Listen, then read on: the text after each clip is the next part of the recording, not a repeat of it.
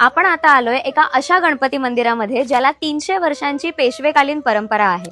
ते म्हणजे गंगापूर रोडवरील सोमेश्वराच्या अगदी अलीकडे असलेलं नवशा गणपतीचं मंदिर। पेशवे काळामध्ये आनंदीबाई या शनिवार वाड्यातून त्यांच्या आजोळी नाशकात आल्या आणि त्यावेळी हे देवस्थान जागृत देवस्थान म्हणून प्रसिद्ध होतं, पण तेवढंच ते दुर्लक्षितही होतं।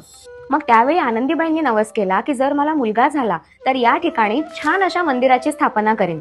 1764 मध्ये त्यांना मुलगा झाला आणि त्यांचा नवस पूर्ण झाला।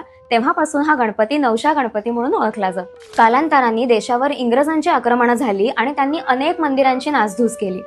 हे मंदिर सुद्धा गेले कित्येक वर्ष मातीच्या ढिगाखाली तग धरून होतं, पण 1985 मध्ये एका स्थानिक नागरिकाने ते शोधून काढलं आणि 1999 मध्ये त्याची पुनर्बांधणी केली।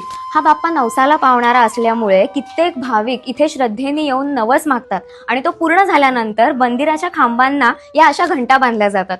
ही वर्षानुवर्षाची परंपरा आहे आणि ती आजही टिकून आहे। इतिहासामध्ये नवशा गणपतीचा उल्लेख स्वयंभू मूर्ती म्हणून आहे, पण आता जर तुम्ही बघितलं तर चतुर्भुज अशी छानपैकी गणपतीची मूर्ती तुम्हाला दिसेल। तर गोदे तिरी असलेलं हे मंदिर आहे। तर मंडळी, नाशकात तुम्ही आलात तर नवशा गणपतीला यायला अजिबात विसरू नका।